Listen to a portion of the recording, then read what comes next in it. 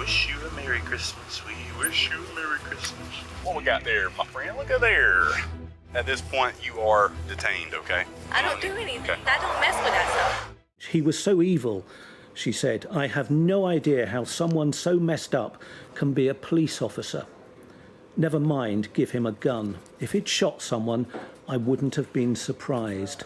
Does it stop? How many officers, how many people's convictions are called into question for these officers' brazen and really egregious and horrible criminal conduct?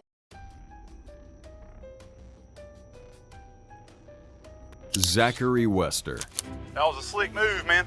Very slick. That ain't mine, man. Go ahead and put your hands No, on hell no, that ain't mine.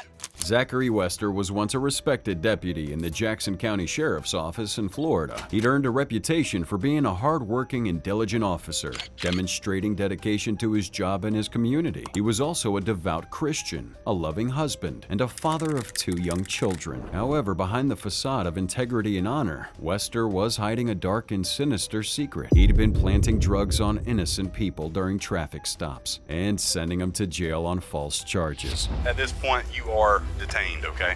I don't do anything. Okay. I don't mess with that stuff. Wester's scheme was simple but effective. He would target drivers he suspected had a criminal history or believed wouldn't be found credible by authorities, and then would pull them over for minor infractions, such as a broken taillight or a faulty brake light. Then he would allege to smell marijuana in their vehicles and ask for permission to search them. If they refused, he'd threaten to call a canine unit or threaten them with arrest for obstruction.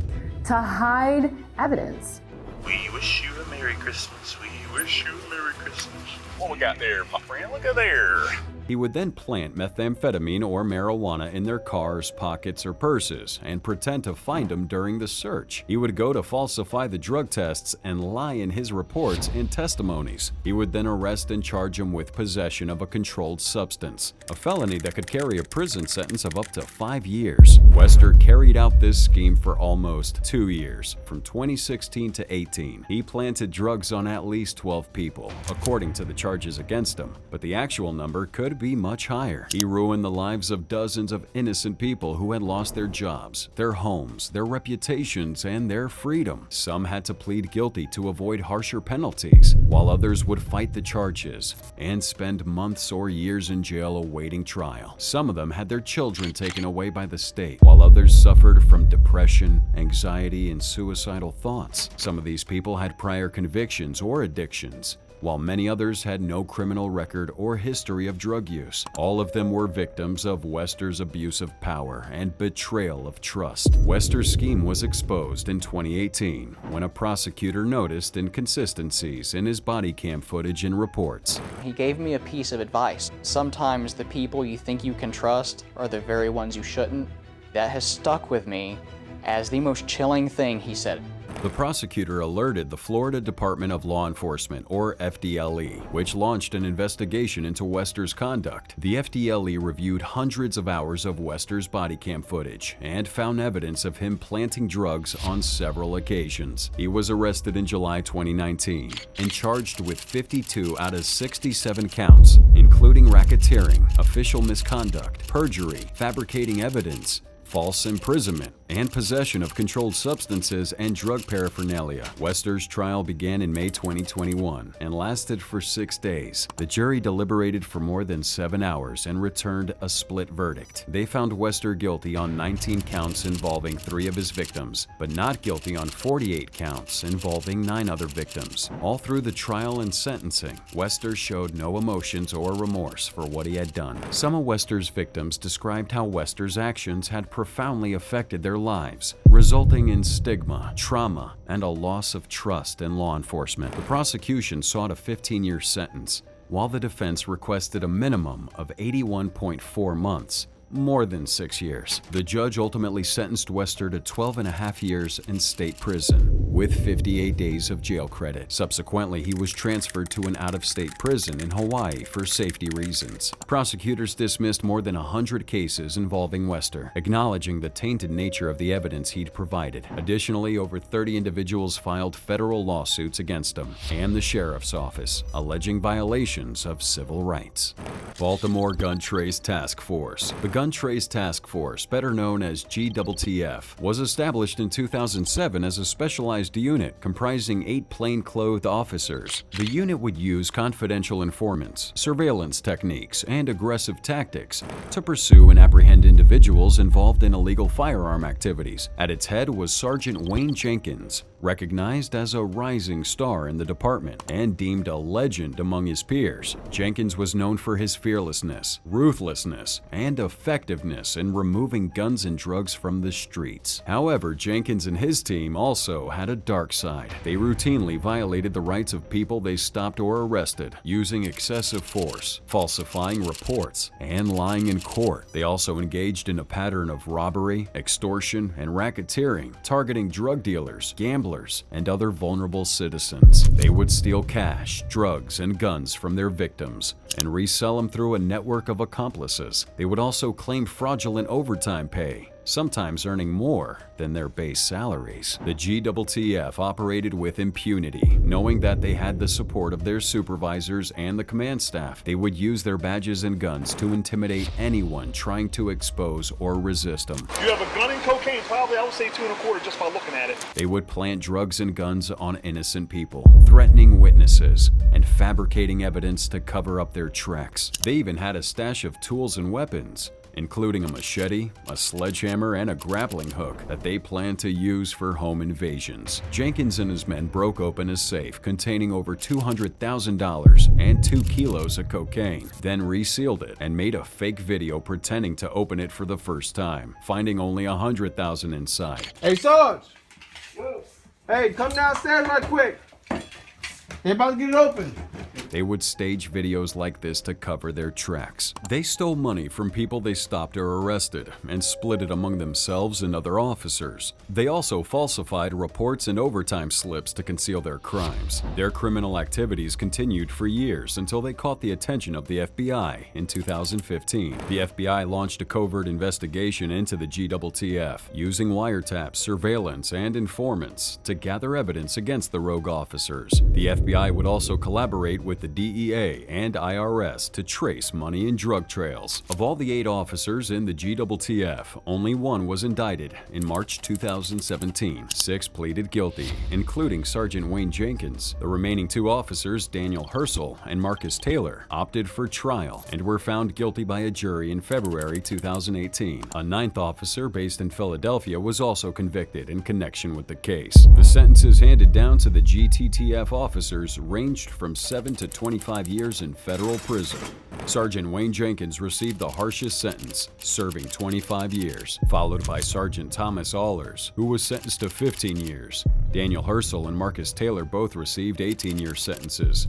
Jamel Rayam was given 12 years, Mamoudou Gondo to 10 years, and Morris Ward and Evodio Hendricks both received 7-year sentences. The trial exposed a pervasive culture of corruption and impunity within the Baltimore Police Department, revealing a lack of oversight that allowed the Gun Trace Task Force to operate undetected for years. Where does it stop? How many officers, how many people's convictions are called into question for these officers' brazen and really egregious and horrible criminal conduct? The BPD leadership failed to supervise and discipline the GTTF, ignoring complaints and warnings from various sources, neglecting to implement reforms to address corruption and comply with a federal consent decree imposed in 2017, following a Department of Justice investigation into widespread civil rights violations by the BPD.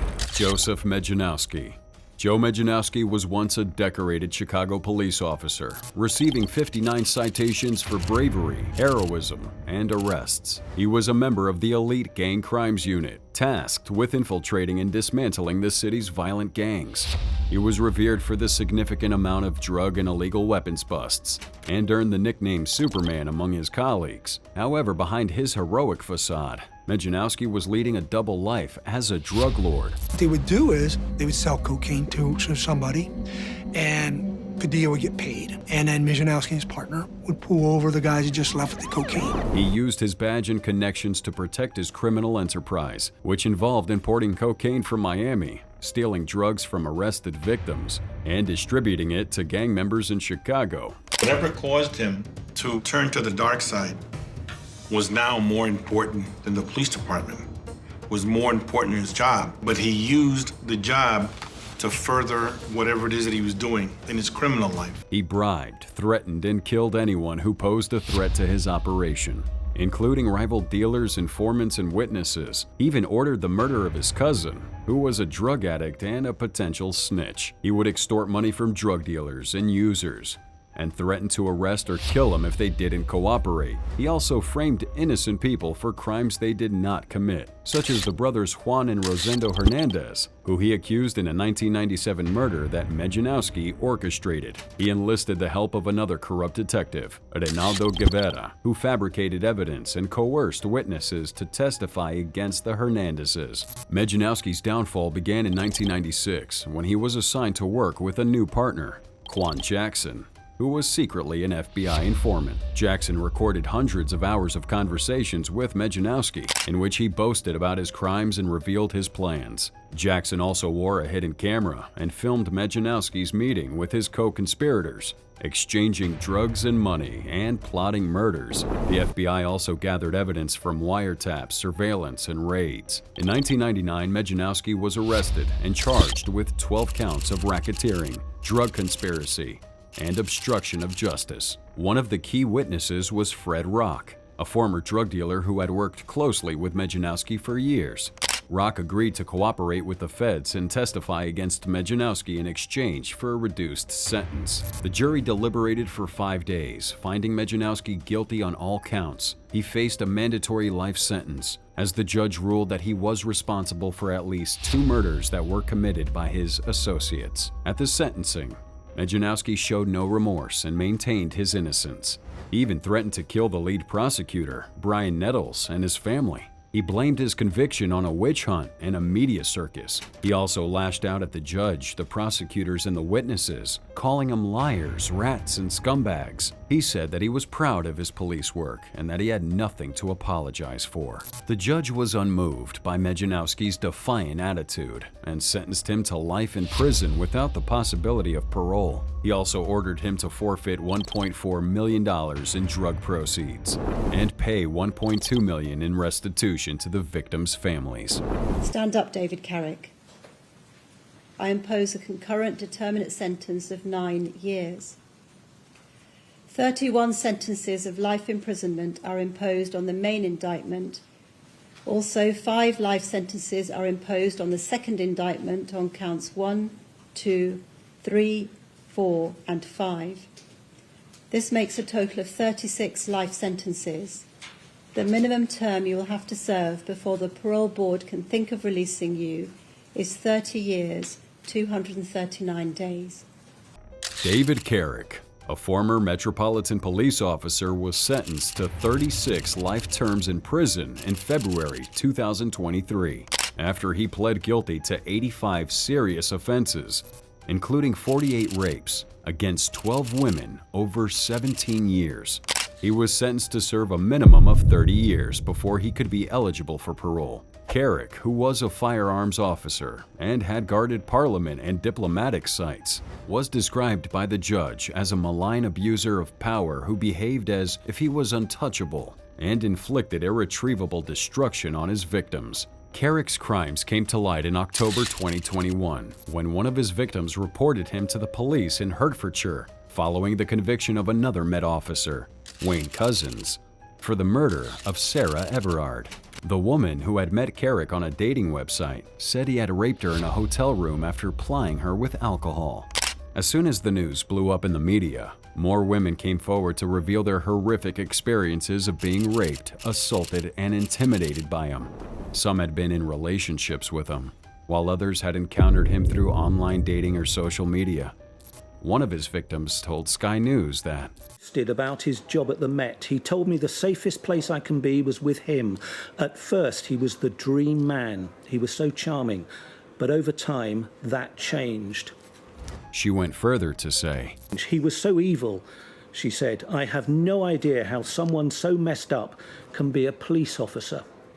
Never mind, give him a gun. If he'd shot someone, I wouldn't have been surprised. This body cam footage showed his reaction when the police went to his home to arrest him. These are the necessities that I've just explained to you. No necessities. Well, keep going. Well, that's 1 of 3, 1 of 4. So, okay.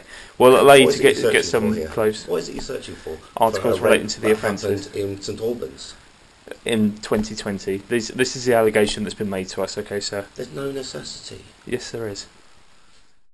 I've been a police officer for 20 years. Right, David. Do you want me to come naked like this? No, just understand you're under arrest. I know Okay. I'm under just arrest. explain to us what do you need. The investigation revealed that Carrick had used his position as a police officer to coerce and control his victims and to deter them from reporting them. He had threatened them with violence, blackmail, and arrest, and had used his knowledge of police procedures and forensic evidence to cover his tracks. Carrick had also exploited his access to police databases to obtain personal information about his targets and monitor their movements. He had shown no remorse for his actions and had even boasted about them to some of his colleagues. And that's it for today's video. If you want to see more crazy courtroom moments, check out this video and don't forget to subscribe.